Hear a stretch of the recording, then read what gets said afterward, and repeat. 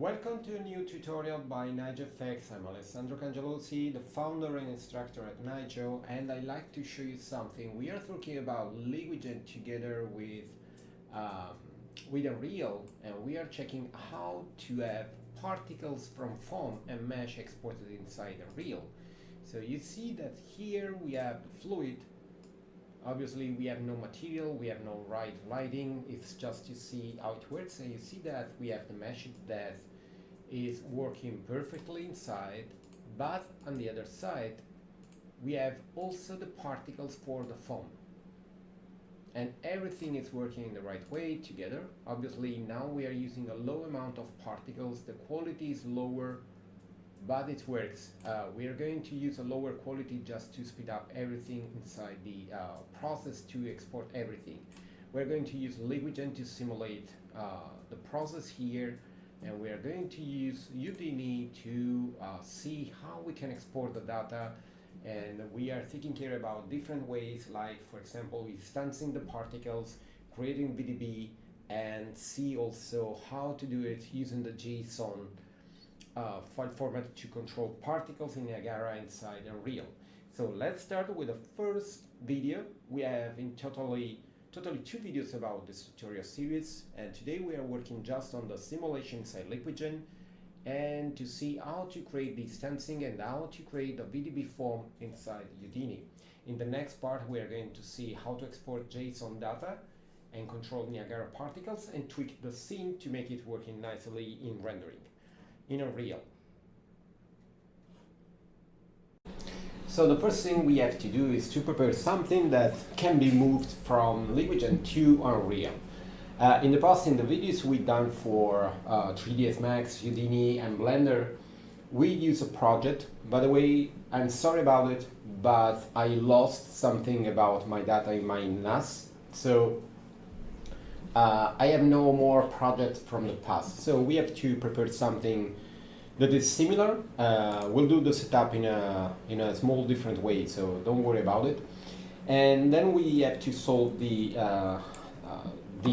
connection between LiquidGen and Unreal. So I like to talk about the main issue. The problem is that, we can export particles and we can export mesh. So in this way we can export bubbles, the white water level, so we are talking about spray and foam and bubbles. And in this node we can export the mesh. So exporting the mesh and exporting the data here is not a problem because it's essentially simple to do it, but the main problem is that the particles that are exported are not readable by Unreal. So the situation is the same we had with 3ds Max. So the problem is that essentially we have the mesh that is exported about the fluid, and that's an Alembic cache, and we can load inside Unreal without problem. Obviously, sorry, you have to understand how much complex can be the mesh to be exported, because it's an Alembic cache, and then you have to use the geometry cache inside Unreal. So that's the main issue, but usually you can use it without any issue. And then the problem is how to pick the particles, because the particles are saved in the Alembic as point, and Unreal is not able to read the points. So we have this issue. We have the particles that are inside an ABC, let's go to an ABC file for the white water, but we have just points. So we have the points with the coordinates and more data, but that's the main issue, is that we have just points, and for example 3ds Max is not able to read it and Unreal is not able to read it. So how we can move the stuff to Unreal? We have to convert the stuff in different ways. So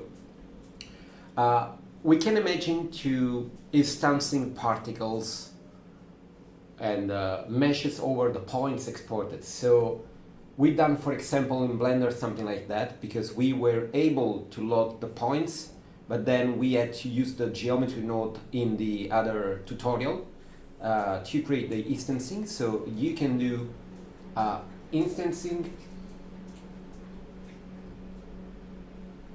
and we can use Blender or Houdini. So we do the instancing here, and then we export again the ABC to Unreal, and that's the way. The second way is to create a VDB data, and to do it we can use, for example, Houdini, and here we can use the ABC again. So we do a conversion. We use the points to create the VDB data, and then we export everything again as an alembic. Usually the problem is that this one can be Eevee, an Eevee mesh, but it is well defined, so negative stuff, it is Eevee.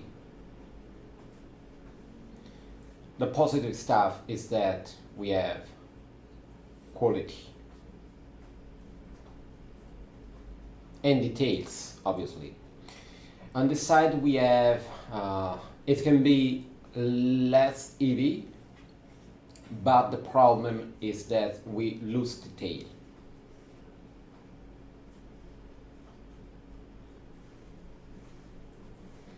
And then the third way, converting everything to Niagara. So we can use the points and move the points to control a Niagara particle system inside Unreal. So in this way we are going to use Niagara, and the problem is that let's say how many particles, because the problem is that the particles can be really heavy. So if you like to have something that is real time, obviously you have to export less particles in this way, and to do it we can use again Houdini. Okay, and we are going to export everything in JSON file format. There is a tool inside Houdini, a labs tool, that can be useful to export everything from the points we have inside Houdini to JSON, and then we can use the JSON to control the Niagara particle system inside Unreal. So that's the plan for this tutorial series. I think we are going to split in two parts to have the right time to talk about it. And in the first part we're going to prepare a simple water sphere again, and then we'll start to export the stuff in various file formats to see how it works. Just because we are going to do the three-way, so the instancing, the VDB, and the JSON, we're going to use essentially Houdini. If you like to see how to use the instancing, you can check our other past tutorial about the water sphere in Blender. So you can see how to do the instancing inside Blender and how to export again the alembic, and then you can import again inside Unreal. So let's move in LiquidGen, and we're going to create something that is simple, really simple. So we can have the collider, but it's set to off. We get to remove this object because we don't need it, and we get to tweak this one as the emitter to do something in a different way. So let's say that it's bigger, and about the position, let's say that it stay at 0, 0, and we can leave this one R, and you see that obviously we have to tweak the environment. So about the simulation, let's go to tweak the parameters because we need more information to work on the stuff. So let's say that we have 80 millions for the voxel, and we got to add 20 millions here and 40 millions here. Okay, so we have enough possibility here to play with the setup, and then we start going lower. Let's say 0.08. So that's what we have. You see that we have the emission, and obviously we have reached the maximum amount of particles, and that's due to the setup we have. So in the emitter, we have to tweak and move from continuous to fill. We are going to remove the life, so they live forever, and then we say that we are going to use just the surface. Okay, so in this way we are essentially emitting the particles just over the surface. Press R. Okay, you see that now we have just the surface, the volume. Let's go to create an appearance, so a shader for our surface, and we have to say something about the color, so let's say that it's refractive, and let's go for something that is higher in the absorption. And about the index of refraction, let's go a little bit lower, and about the roughness, a little bit lower. Okay, so we can remove the ground, we don't need it, and it is not a problem to have the a map for the lighting, but just to have something that is nicer, we get to select something, and this one, maybe it was nice, this one. It's the same I used in my test. Let's go lower, and then let's say that the lighting is higher, so we go really high in the light intensity. I like to have an high specularity, and about the sun color we go to something that is more similar to the color we have there, and then that's essentially everything. Okay, so that's our scene. Okay, so we have the project, so let's save this one as the Liquid Unreal. So that's the basic setup, and if we go to play with the simulation, you see that the water is falling down and crashing, and we don't need to do something like that. So the first thing we have to do is to remove the gravity, and the gravity is the force constant, so now you see that it's not falling. Okay, so I like to create the waves, so essentially we have to do something about it. So we're going to create two layers of waves, so let's say force, turbulence, and let's say this one is named large waves, and that's the first one. If we go to simulate, you see that that's what we have. Obviously that's not what we like to have, so let's go back, and we start to changing the scale about the waves, and then we go to have a lower amplitude, let's say 1, and I like also to have the animated noise, so the waves is changing. Okay, so you see that's what we have at the moment. So we have this big and we don't need to have something like that. So how we can achieve something? We can do something, and that's essentially, first of all, cloning this one, Ctrl+C, Ctrl+V, and this one is, let's say, the shape emitter, and this one is the shape, or maybe let's call it inner collision mesh. Okay, this one is just smaller, so it's inside the first one, and then we have back the collision. Okay, R and space, and now obviously the particles are colliding over the surface. First step we have. Then I don't want to have the fluids expanding in this way, and to do something like that we can have a force that's try to have the water over the surface, and we can solve it with a force shape, and we go to use the same emitter. Okay, So in this way we are going to try to have the water and stay over the surface.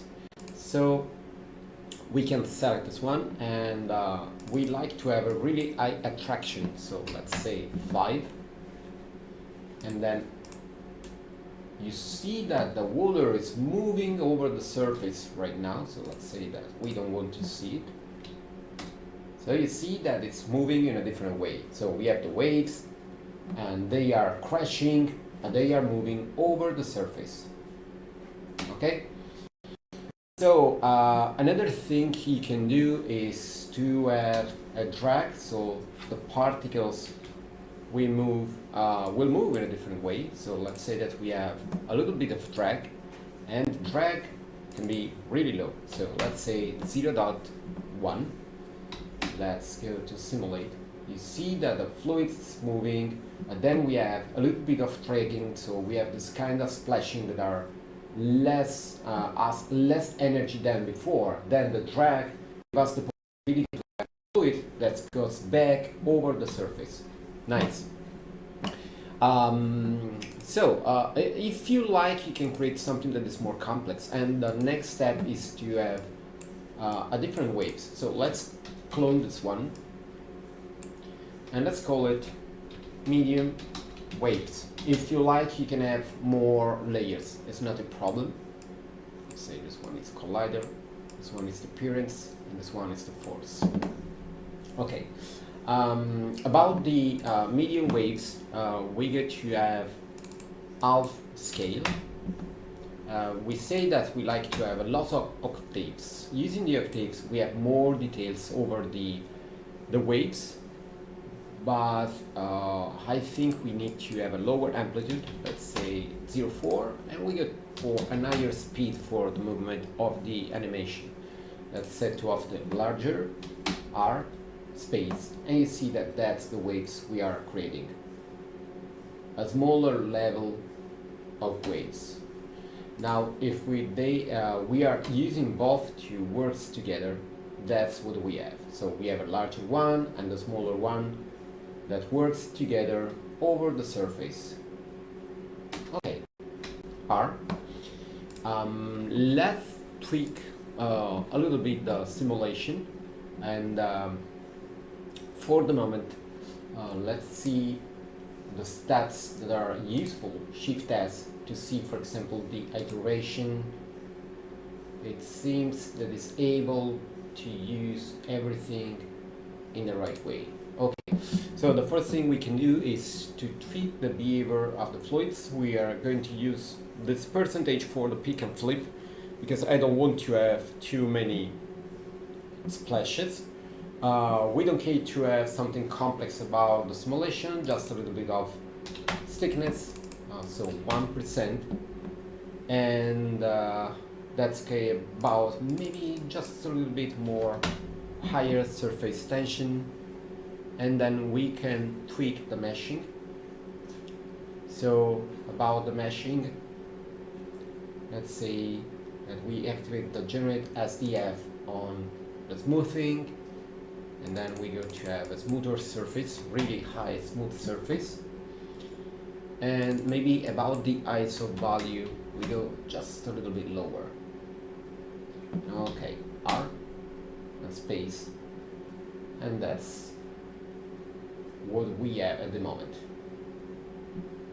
That's not bad, and the mesh is not so complex, it's not so heavy, but it's nice. Okay. So Control S, R, and then if you like, you can create more complex simulation. For example, in my test, I used also a line force, and we can do something similar. And we are going to, let's remove both. If you use this one, let's say to make a twist, we use twist strength set to 2. Obviously the water will start to twist around, and then obviously the energy of the twisting will create this kind of animation. So we don't want to have something like that. So we can use for this purpose to control how he behaves to use a fall off. So we go for linear fall off, 100% for the fall off percentage, and about the scale, let's say just a little bit less. This one is 10 meters, so let's say maybe 9.8, so the energy will fall here. And then if we try to simulate the gain, obviously we'll have a little bit of torsion, but you see, but we'll have no torsion over the out area. And then we can try to see what's going on if we have both the waves and the side, if we like to maintain the waves and the force line together.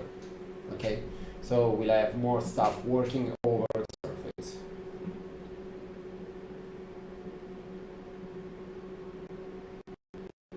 Okay, let's say that this one is. So you nice. see that the fluid is moving in a different way, so we can try it's better to than before. So let's move forward in the simulation and drag. we can try to have a lower voxel size to have a better a little bit quality. more. And then The splashes and all the movements using an higher. you see that obviously we have more details over the fluid, and everything seems working in a really nice way. So we are still using a good amount of data for the mesh and the other stuff related to the number of particles and everything else. So I think that talking about the simulation, we are in a good shape because it's really nice. You see that we have the waves that are crashing, we have a nice movement, the fluid is not moving so far from the surface, and I think that's really not bad. So let's stop the simulation. I think that we can talk about the export. Here we have all the frames we have to export. Obviously you can export all the frames you like, but we are going to see maybe just a piece of the simulation, because at the beginning the fluid is starting to behave in the right way. And for example, maybe let's see, you see around here we have the fluid that is moving in the right way, and then maybe we can have something around 350 or 360, something like that. So we are going to export just a piece of the simulation. So in the simulation, in the export node, we have to set which are the frame we like to export. So let's say that the first frame is 150 and the number of frames is 300. Okay, so then we have to choose the folder, and let's go to create a new folder. Let's say exporting, and here choose the folder and then the name. This is the token, so we can use the project, so it's going to save a LiquidGenUnreal.abc, and then we have just to export everything. It will take a little bit. You see that at the beginning it's not saving anything because it's just simulating, and then it starts to save at 150, and then you see it is fast enough to create something. So let's wait for the saving and the simulation to see. So it is done. We have the simulation we need. So now we can let's go in the simulation, and let's add the whitewater. We don't need anything about the source because we are going to create without any source. It is a general whitewater. Let's remove the liquid mesh, and then we see just the particles for the whitewater and the objects. So we have something. Obviously it is working, but the number of particles is really low actually. So we're going to create something generic that can work to understand the general workflow to export particles. So let's remove the spray and let's remove the bubbles. So we are going to simulate just the general form. If we go to launch again the simulation, you see that we have less particles than before, obviously. It is faster, but we need for sure more particles if we like to have something that is interesting enough. Obviously, we have to understand how we can export stuff inside Unreal, because it can be really heavy, because there are some ways like the Alembic file that can be really, really big. So let's add more particles created by seconds, let's say 50 and 50 from the trapede and the wave crest. Again, we are not creating something that is realistic. It is something just to understand how we can move the data away from LiquidGen and how to import everything inside Unreal. I like to add more particles, let's say maybe 100 by seconds. And then let's see again what we have. Yeah, you see that we have more particles.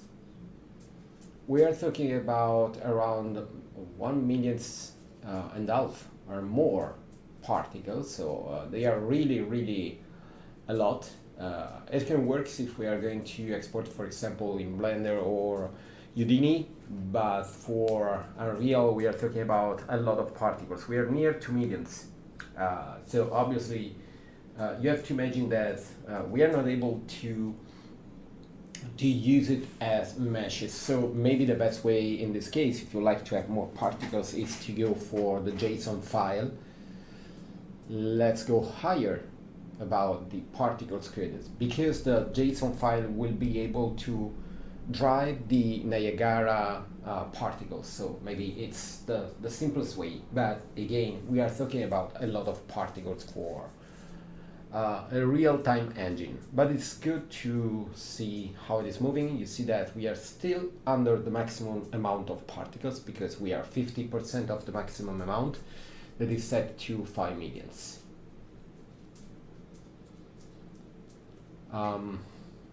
So I think that that's not bad.